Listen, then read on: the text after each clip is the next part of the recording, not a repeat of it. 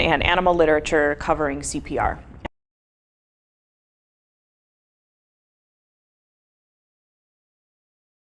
All right, welcome everybody. Thanks for coming. We are going to start doing CPR training once a year here. We have not done it for a long time, and that is bad of me and all of us. So the onus for starting this training is the Recover Initiative, which was a bunch of super smart criticalists, Dr. Zadeh included, and they wanted to see if we could get some standardized methods for doing animal CPR, because there really isn't anything that's come out that says this works, this doesn't, this works okay, you should always do this, this is how fast, this is how many times. So all of these criticalists got together and they did an exhaustive review of all of the human and animal literature covering CPR. And they asked all kinds of different questions about CPR. How fast should we do compressions? How many times a minute should we breathe? What drug dosages should we use? How many people should be involved in a team? How long should it take you to figure out if an animal has passed away? All of these different questions, and then publish their answers in the Recover, and it's called Recover. It's Reassessment Campaign on Veterinary Resuscitation.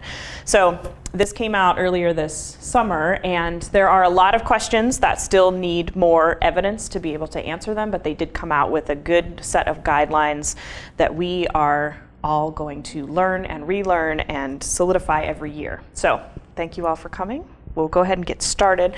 This was really interesting for me to read. If anyone wants to read it, I have a couple different copies sitting on my desk. So feel free. It's about 80 pages of stuff. So take some time, have a good time with it. But they asked a lot of questions about just the pre part of CPR. And so, for example, doing trainings like this and how much that works. And so organization and pre-stocking your crash cart improves outcome in CPR. So yay, we do this.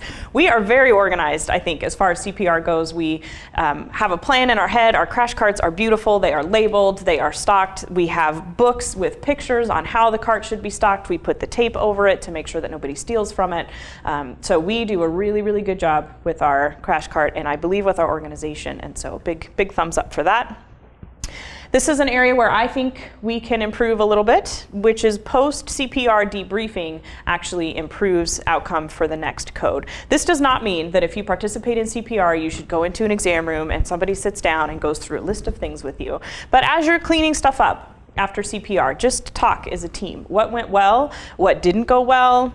Who did a great job? Who maybe needs a little bit more help and understanding? And yay, good teamwork. Maybe we need to get the owner, somebody needed to talk to the owner sooner on, somebody needed to go update the owner sooner, we need more leadership from the doctor team, whatever it is, just chat about it afterwards for a few minutes and help everybody as we move on to the next one. Leadership and communication improves outcome. They did studies in human nursing about people's leadership skills and how well a code goes when you have somebody with leadership skills. So we have a lot of really strong leaders here. And my take home from that is if you are in a code situation and there's an intern that's running it, there's a newer doctor who's not very confident that's running it, somebody needs to step up and take charge of that situation. That doesn't mean that it can't be a TA. You're not going to be ordering drugs, but you can be directing people around. You can be, hey, how about you start this? We need a catheter. Somebody needs to get fluid. So somebody needs to be speaking and kind of directing the team, even if it's not the doctor that's in charge of that. So keep that in mind. If it seems to be nobody talking, CPR should never be silent. People should be talking and communicating. So keep that in mind. And then standardized training is really important. That improves outcomes across the board. So that's why we're here today. That's why we'll be here next year, going over and relearning and kind of solidifying. We're not going to spend a ton of time talking about the crash cart because I think we do a really good job with it here. That being said, if you don't know the crash cart very well, please, on your next shift, open up all the drawers and learn what's in there, figure out where things are. Everything is labeled very, very nicely, but please open it up, look at all the kits in there, look at all the suction catheters, look at all the different needles, syringes, everything that's in there. The van crash cart as well, the little box, just open it, just look at it, see how stuff is organized, make sure that you know where things are so that when somebody asks you to get something, there's not this moment of panic.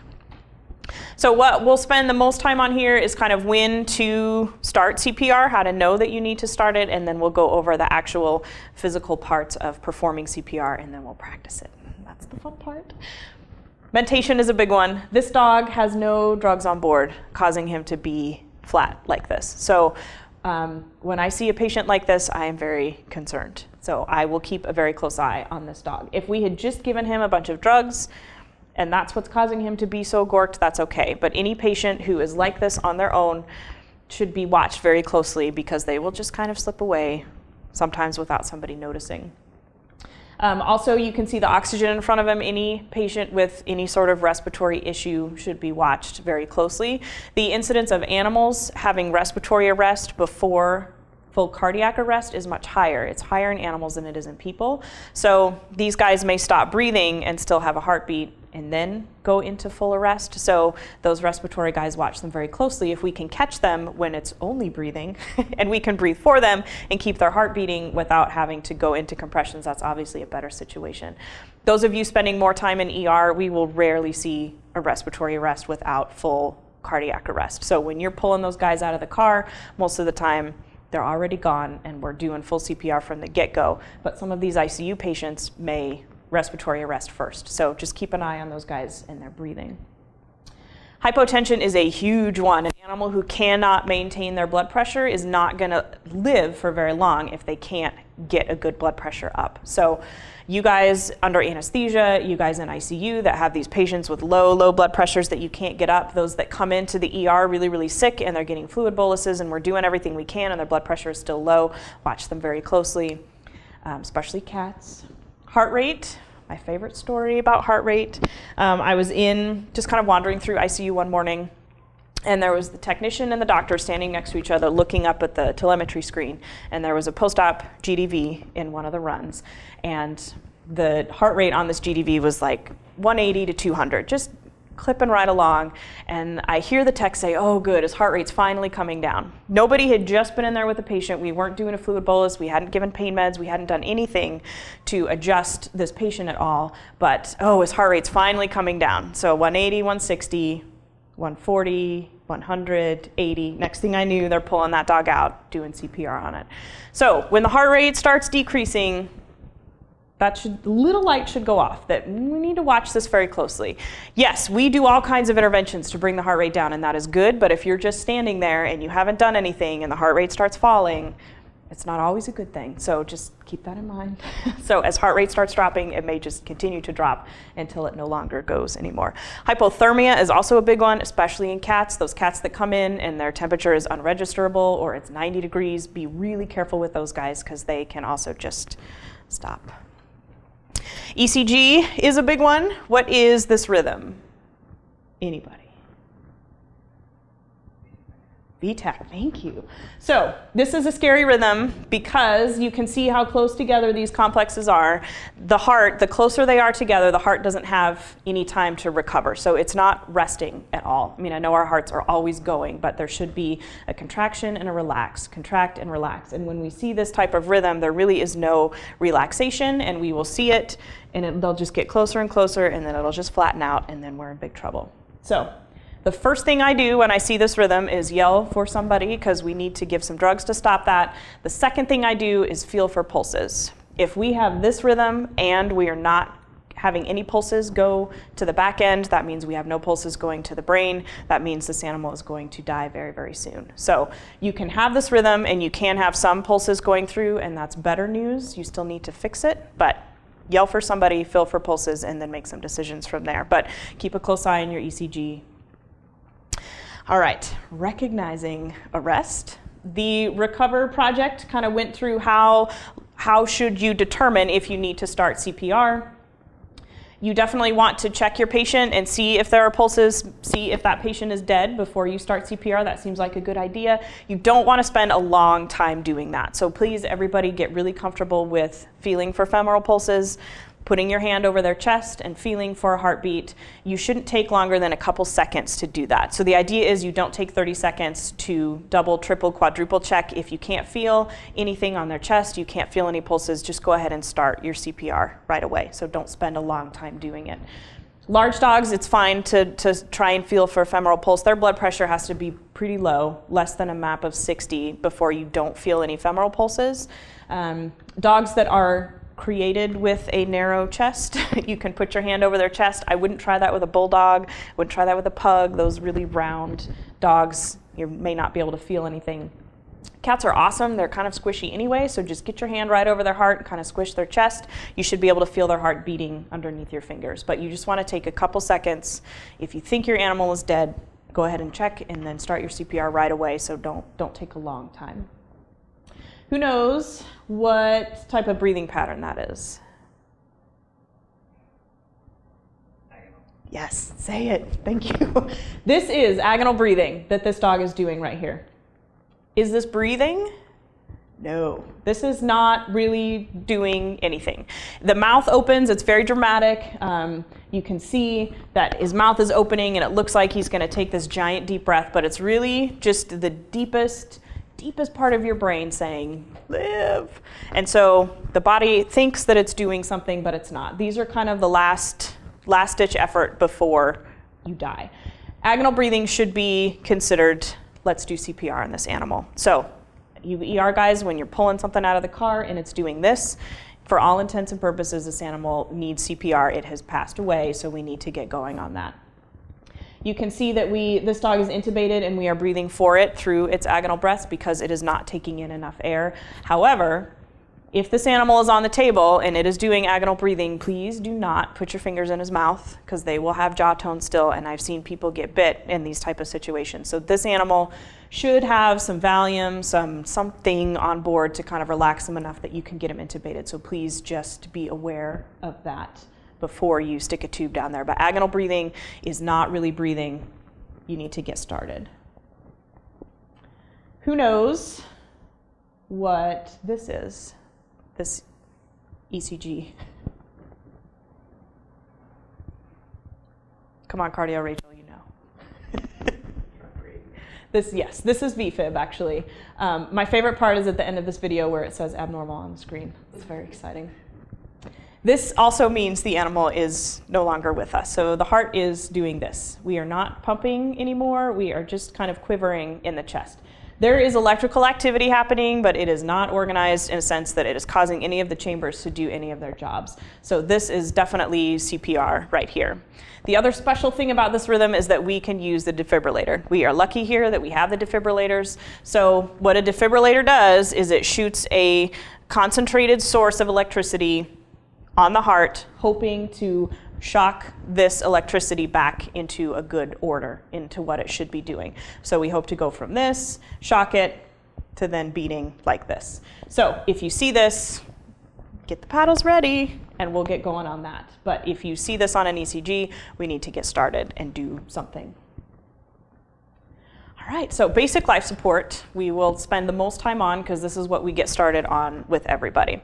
So when you're doing, you want to make sure you have a rapid recognition of what's happening. So you want to be able to quickly decide, yes, we need to start CPR. And that is not something that a doctor needs to tell you to do. So it's your patient in ICU, it's a patient that you pull out of the car. If you know that there is no heartbeat, if that animal has agonal breaths, if you can't feel pulses, start CPR. You don't need to wait to be told to do that. So rapid recognition, getting started right away. We're going to change the alphabet. There are no more ABCs. It is compressions, and then it is everything else.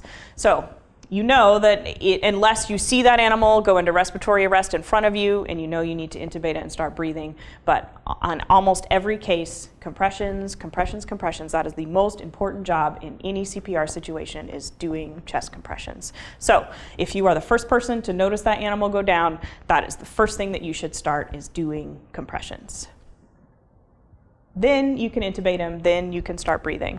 These guys, because they're no longer circulating blood once the heart stops, they are not dropping off oxygen the way that normal animals and people do. So that's the idea, is that your red blood cells pick up oxygen in the lungs, they go out to the body, they drop off that oxygen, that's their job.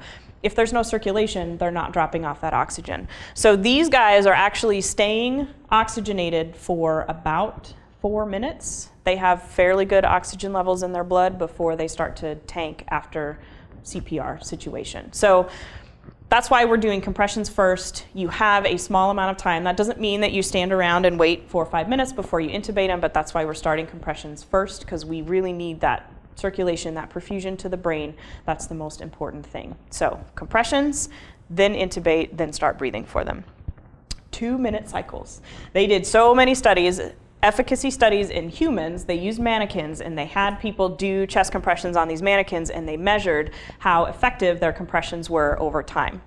And after about 90 seconds, everybody, it doesn't matter how fit you are, how strong you are, how much bodybuilding you do, after 90 seconds, your chest compressions become less effective and it just falls off from there.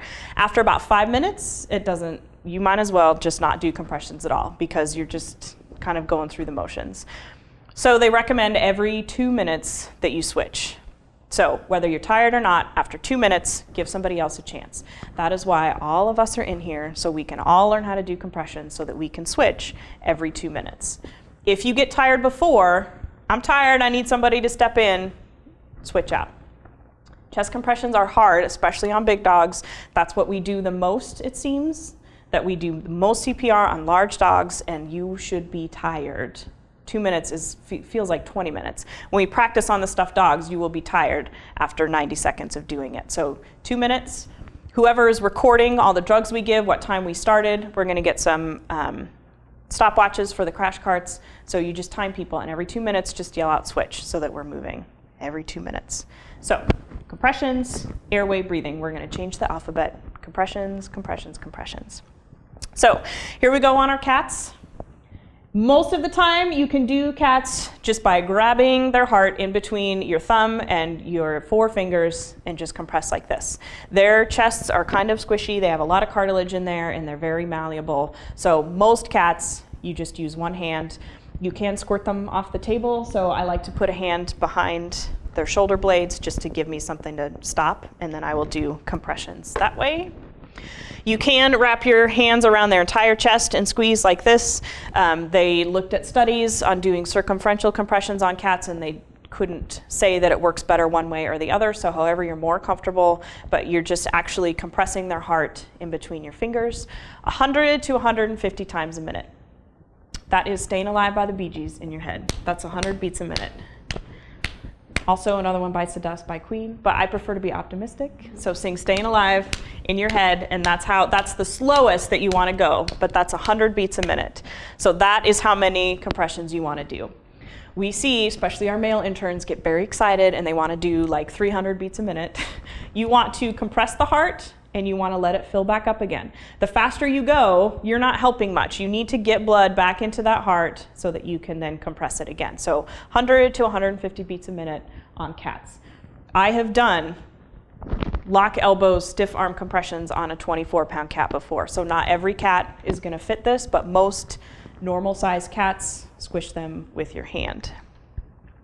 With small dogs, very similar. This is going to be Chihuahuas, Italian Greyhounds, not pugs, not Bostons. Again, not those really barrel-chested dogs, but the small, skinny dogs. You can have your fingers at their spine, and you're going to compress their heart with the palms of your hand. So you're going to compress like this, 100 to 150 beats a minute. Cat, dog, little dog, big cat, small cat, all 100 to 150 times a minute. So Staying Alive for everything. Large dogs. They looked at all kinds of studies about large dogs, whether you do them in dorsal recumbency, where you put your hands. They couldn't say one way works better than the other. So this is how I was trained. So this is how I will train you to do it at the widest part of their chest on a large dog.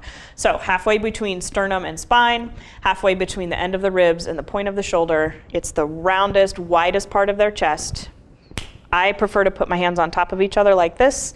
You're going to lock your elbows and shoulders and bend at the waist. None of us has enough upper body strength to compress like this on a large dog. We are using their body mass to compress their heart. They have so much tissue, so much lung, muscle, everything else that we can't just squish their heart. So we're going to use all of that tissue in their chest to try and compress their heart. So you need to get 30% to 50% of their chest diameter to squish with every compression that you do. So you're going to use your body weight. You need to get leverage on them to do that. So you can see in this picture, This is one of our interns, and she's up on a step stool. That's why a step stool lives under the crash cart in ER, so that you can get leverage. I personally prefer to just climb up on the table next to them and kneel down, because then you're over them enough. If they're on the gurney, lower them down so that you can bend at the waist, lock your elbows, and compress 100 to 150 times a minute. So there's a lot of adrenaline, so you're going to have to slow yourself down. In watching other groups here do compressions on the stuffed dogs, they're going about 200 times a minute. So take a deep breath, slow yourself down, 100 to 150. Does anyone have any questions? Cats, small dogs, big dogs? All right, excellent. Airway, let's get these guys intubated.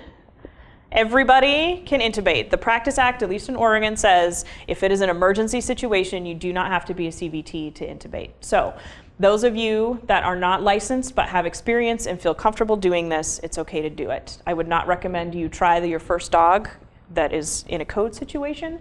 But if the technician is working on something else, the doctor's in a room, and somebody needs to get them intubated, we can go ahead and do that.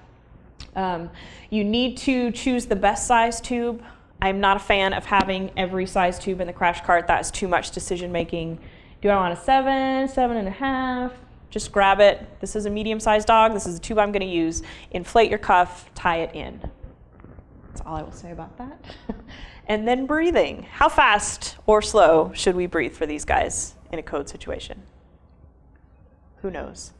Good job, Jeff. 10 breaths a minute. This is what happens during every CPR. Oh my gosh, I'm breathing. We're doing compressions like this, and we're breathing. Slow it all down. That's a breath every 10 seconds. If you are in charge of breathing for the animal, you should be watching the clock. Inhalation time should be about 1 second. So 1 second in, wait. 1 second in, wait. So just watch the clock. This is a very important job to breathe for the animal. It tends to be like, it's just breathing. I'll breathe with one hand on the ambu bag, and I'll draw some drugs up. I'll look at something else. Just watch the clock. 10 breaths a minute. So slow it down. I love the ambu bags. We'll make sure everybody knows how to hook the ambu bags up to the oxygen bubbler, so we're giving them 100% oxygen. The ambu bags are nice because they have a release valve on them, so you're not going to put too much pressure into their lungs. They're nice and soft. If it's easy to breathe and then it's getting harder and harder to push that bag, let somebody know. I like the ambu bags because they'll tell you, hey, maybe we have a pneumothorax, maybe we're bleeding into the chest and the lungs are harder to inflate, and you'll feel that with the ambu bag. So pay attention to that type of thing as well. So 10 breaths a minute, slow it down. IV access, so once someone's doing compressions, we've got them intubated, we're breathing for them. Jugular is the best route to place a catheter. However, when your patient is doing this across the table, jugular is a little bit challenging. IO is an option. However, I think that takes quite a bit of time, depending on the size of the animal, to grind an IO catheter in. So cephalic is okay. Please do not do anything in the back end. I don't care who you are, your compressions are not getting blood all the way to the lateral saphenous, picking up drugs and bringing it back to the heart, which is then recirculating it everywhere. So back end, no worky, get a cephalic catheter in.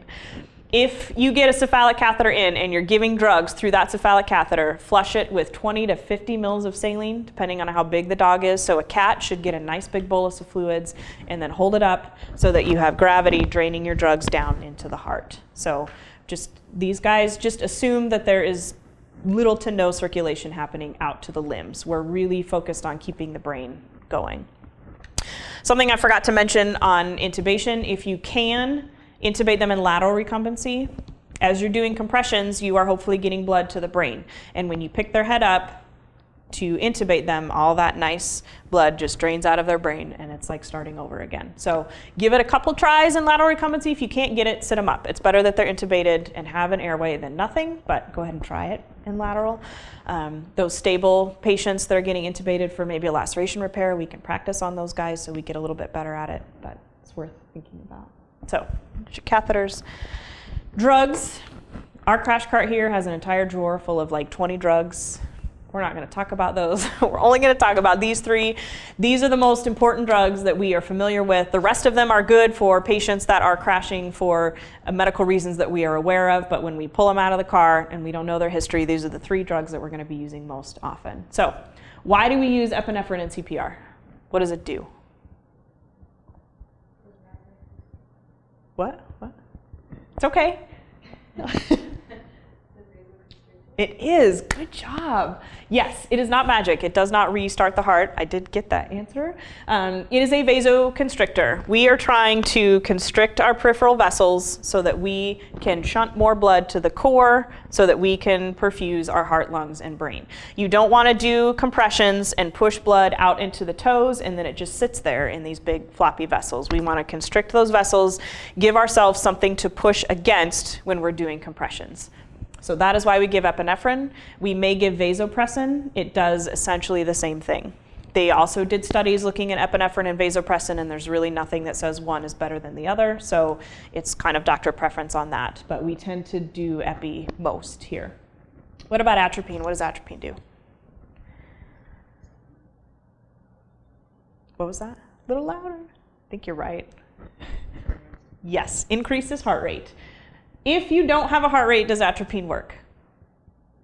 No. So if we have an animal and we put the ECG on and it has 0 heart rate, we don't need to give atropine. We often give epi and atropine together, but if there's no heart rate, there's nothing for atropine to do, so we don't need to give it. So we will give epi if there's no heart rate, because we still need to constrict those vessels. We're still doing compressions. We may give atropine if we get a heart rate back and it's really slow. If we have that dog that was laying in ICU, that post-op GDV, and it goes 180, 160, 140, 50, and we'll give that dog atropine before it completely stops. So atropine needs something to work on. So it needs a heart rate. What about naloxone? Reversal for opioids, yes. So those of you that have the horrible situation of a dog arresting under anesthesia, you're going to pull out your naloxone because we want to reverse everything that we've given them, give them the best chance to wake up from whatever's going on. So turn off the gas. That sounds stupid, but I have done CPR and surgery for a couple minutes with the gas on. So turn that off. That's not going to help you. And then naloxone. Get that on board, reverse what you've given to try and wake them up. So those are the three big ones that you should be comfortable with. We have put red paper under those bottles in our crash cart so that you can recognize them very quickly. I have also given Lasix instead of atropine during a code because all the bottles look the same.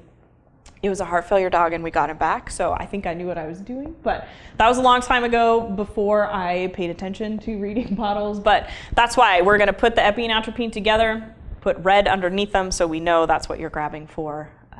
But yes, I have made lots of mistakes. Hopefully someone will learn from them. So everything else. So we've got compressions going, we're intubated, someone is breathing 10 times a minute, we've got maybe a catheter, we got some drugs, everything else.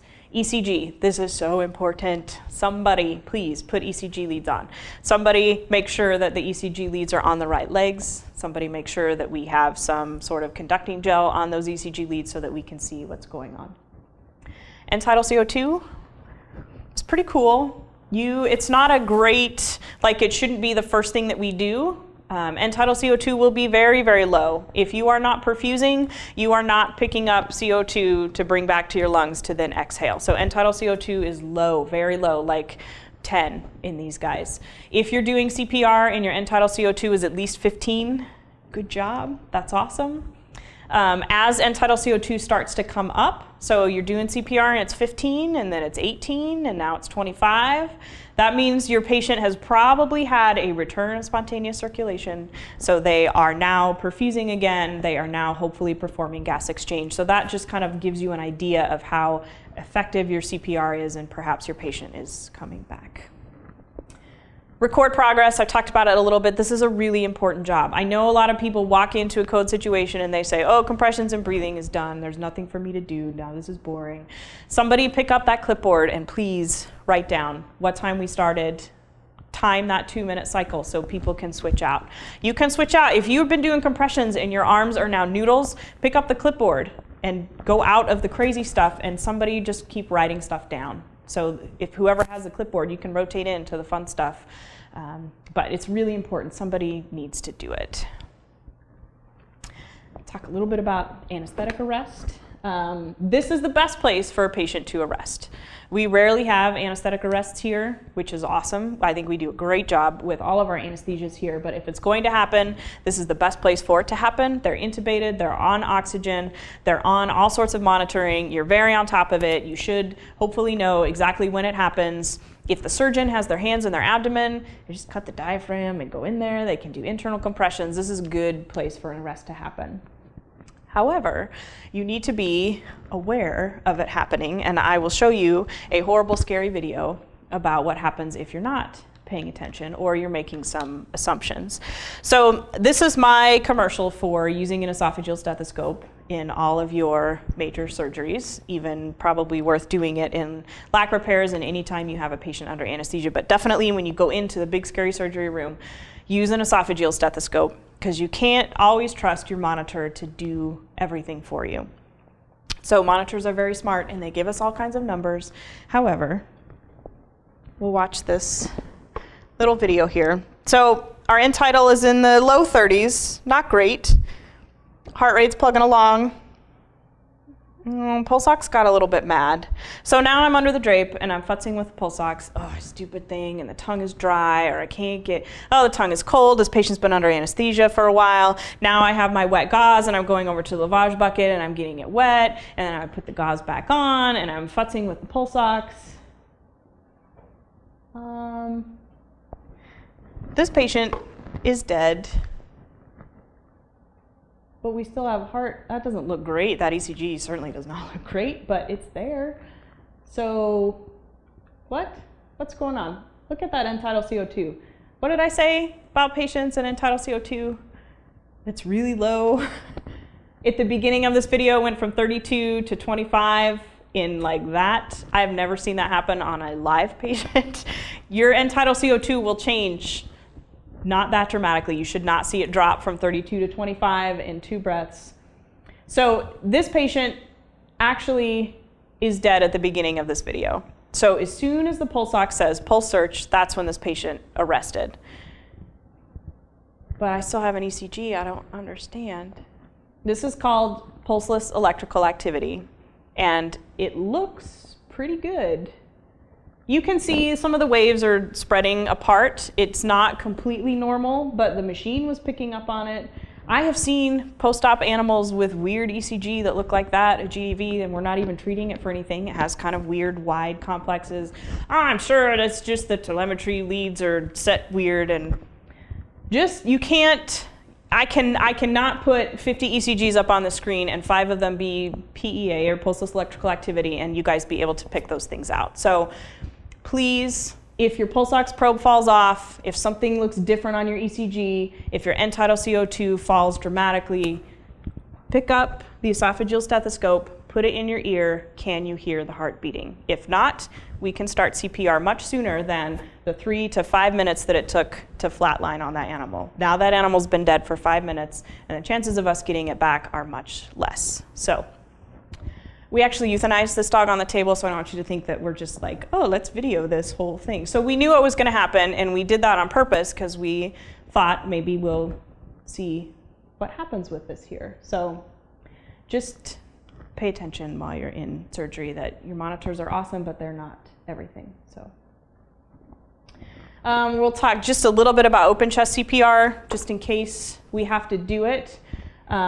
We are going to practice putting the internal defibrillator together because this takes a long time. Also, if you'll notice, the rib spreaders are put together upside down. So you can see Dr. Harold is kind of struggling to get that. So when anybody who's sterilizing instruments, make sure that stuff works before you wrap them, because that is it's just all time taken while we're doing that. So the video of VFib was taken from this dog, so while we were kind of getting it open, this is what our heart was doing. So you'll see we'll get the internal paddles in there and actually do internal defibrillation. So Dr. Harold is doing internal compression, somebody is feeling for pulses there, and then we'll get in and shock. See how that goes. Every time I say it, people laugh. We need to pull that suction out of there, which somebody does, but she will yell clear. Just step back. I like to put my hands up so I make sure I am not touching anything. So you'll see everybody does it when she yells. Just if you're doing it, we will practice doing defibrillations here, and you should yell clear. Make sure everybody steps back and drops what they're doing. Stop breathing for them. You do not have to remove ECG leads. You don't have to do any of that. They should be laying on a towel or a pad or something so they're not just on the metal table. But there is your open chest CPR. We don't do that very often. Open chest is good for traumatic thoracic injury. So if there is like a hit by car and a massive flail chest, or it has a big pneumothorax, or it's bleeding in there, that's when open chest works the best. You want to go right to it. All right, does anyone have any questions? We did have some questions about intratracheal meds in the other groups. How many of you guys have had to do that? We're really good about getting catheters in here, but if drugs are ordered and there's no IV catheter placed, they can go intratracheal. They should actually go into the lungs. The body does not absorb drugs through the trachea, so you don't just want to take your syringe and squirt it just into the tip of the endotracheal tube and then put your ambu bag back on. Put a red rubber catheter on the end of that syringe, feed it down the endotracheal tube, and then inject it actually into the lungs, and that's where the body will absorb it. We'll increase the drug dose, so we may increase it 2 times, 5 times, 10 times, whatever the doctor wants you to do. You can dilute it if it's a cat and it's a small volume of drugs. You can dilute it in sterile water. That works a little bit better than saline. So if you think about saline, it's fine, but if you think about it, if you only need like 1/2 ml of drugs, you can dilute it out to 1.5 mL with sterile water and then shoot that down a red rubber into their lung tissue. So if the doctor says, I want 1/2 ml of atropine or 1/2 ml of epi, and you say, we don't have a catheter, how much do you want intratracheally? So make sure you ask, because they will probably increase that dose. But just let them know. Don't say, I almost have a catheter in. If you're the only one that can do it, stop with the catheter, dry your drugs up, give them intratracheally, and then go back and keep working on your catheter. Yes? Is there any benefit to blowing down the ET tube to disperse it? Just like people do that. Benefit to blowing down the tube, I would just hook it back up to the ambu bag. I think if you're putting it down with a red rubber, you're probably okay, and then just going. But yes, I've seen that too. Yeah, I think you just end up with a lot of it in your mouth. But yeah, I would just feed it down with the red rubber and then put the ambu bag and just give them a breath after that.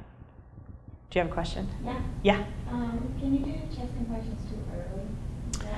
Chest compressions too early, I think, yes, but I think if you feel like you need to do chest compressions, they're on their way out. Like, it's not great if you have an animal and they have a normal heart rate. You shouldn't go to your animals at home and practice compressions on them, in other words. But if you have an animal who is mentally out of it and not responsive, and you can't feel pulses and you can't feel a heartbeat and they're not breathing, then there's no harm to that animal to do compressions, because they are going to need them in the next 30 seconds. So if we go into a respiratory arrest without feeling a heartbeat, should do intubation first? yes, if you know for sure, like, best case scenario is you have an animal and it looks horrible, and so you have it and you have an ECG on it and you're standing there right in front of it and you see it stop breathing, you pull it out, intubate it, and start breathing for it right away, and it never loses heart. So they can go a couple minutes, I think, in respiratory arrest. So if you see it right there, then yes, it's better to just breathe for them and continue to monitor their heart. But if you don't know for sure, and that animal is no longer breathing, not responsive, then go ahead and do compressions, because they will need it. That doesn't happen very often. But yeah, yes? Do we have the impedance devices here? We do not. Those are like the, whatever, the That goes on